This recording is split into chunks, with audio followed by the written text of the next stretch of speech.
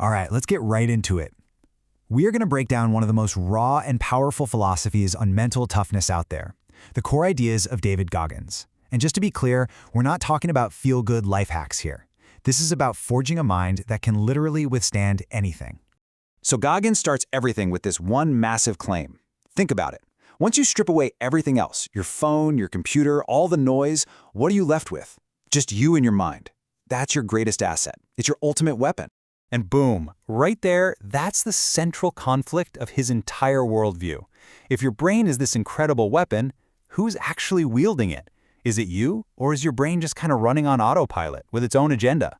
And that brings us to our first big idea, this dual nature of the mind. Goggins is basically saying that this powerful weapon, if you're not careful, can easily become your single biggest weakness. So check this out. This really lays out the two sides of the coin, right? When your mind is in control, it's always looking for the easy way out. It wants comfort. It's a master of excuses. And it'll drag you down into what he calls pockets of doubt. But when you grab the steering wheel, that's when you're the one telling your brain where to go. You pick discipline over comfort. You pick purpose over excuses. It's a total power shift. And the stakes here? They could not be higher. Because when you're facing real life stuff, real hardship, depression, failure, you can't just Google the answer. There's no app for that. It is just you, alone in your head, 24/7. So you absolutely have to win that battle for control. Okay, so how do you actually win this fight? Well, that leads us to the first pillar of his whole method, the repetition rule. And this is Goggins' brute force, no-nonsense approach to learning and just smashing through any obstacle in your way. This quote says it all. It's not about being clever or finding some kind of shortcut. It's just about being stubborn, relentless. You can't swim? Fine. The only answer is to go back again and again. And really, this whole mindset breaks down into a super simple but insanely difficult formula. You try the thing, you fail. And this next part, this is the whole game. You do not stop. You just go back again. And you repeat that loop over and over until it is done. Period. There is no other option.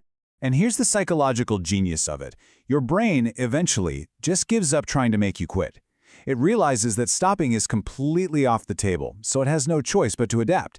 It basically says, okay, fine, we're going to figure this out because this person is not going to stop. Now, that relentless repetition is what makes this second pillar even possible. And let me tell you, it's a radical one, making suffering your new normal. So what does Goggins even mean by the new norm? He means you have to deliberately make hardship your default setting. Instead of seeing suffering as this horrible thing that interrupts your comfortable life, you make it your standard operating procedure.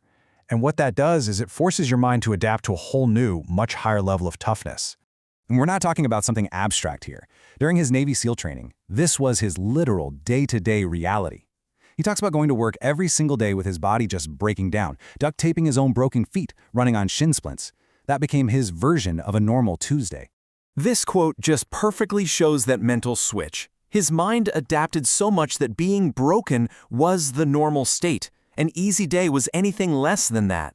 By embracing this, your mind has no choice but to get tougher and tougher because its whole definition of hard has been completely rewritten from the ground up.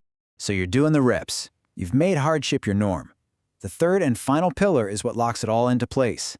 You have to give yourself absolutely no way out. I mean, that is a declaration of total 100% commitment. During his training, he mentally burned every single bridge behind him. There was no plan B. There was no other life waiting for him if this didn't work out. The only way forward was through it. And the result of doing this is pretty profound. Your mind is an efficiency machine, right? So if it knows there's an escape hatch, it's going to dedicate energy to finding it. But the second you remove all the exits, it stops wasting energy looking for a way out and redirects all of that power to adapting and overcoming whatever's right in front of you. So, when you put these three pillars together, the relentless repetition, making suffering your new norm, and giving yourself no way out, you finally unlock the ultimate prize. You discover what you are truly capable of. Wow. I mean, just look at this. This right here says everything you need to know. On the left, that's what Goggins thought his absolute peak was, his 100%. Almost 300 pounds, spraying cockroaches for $1,000 a month. Now, look at the right. That's what he actually became. The difference is just, it's insane. It just goes to show you the gap between what we think our limit is And what our real potential is? Well, it's a canyon. And that's the key takeaway here. Most of us never find out what's truly inside of us because our definition of trying hard is just, well, it's too soft. We're operating at a tiny fraction of our real capacity, and we don't even know it. So this is Goggins' path to knowing yourself, and it completely flips conventional self-help on its head. He's saying you don't find yourself in comfort or on a yoga mat. True self-discovery is forged in suffering, and, maybe most importantly, in being accountable to yourself every single day. And that all leads to this final, really radical idea about peace. See, a lot of us think we need to find peace first, and then we can tackle the hard stuff. Goggins says it's the exact opposite. Peace isn't the starting line. It's the reward you get on the other side of hardship, after you've held yourself accountable and truly found out who you are.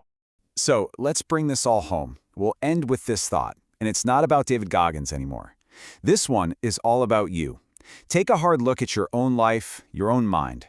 What's that one comfort, that limitation, that easy way out, that you've just accepted as normal, that you know deep down you should actually be fighting against?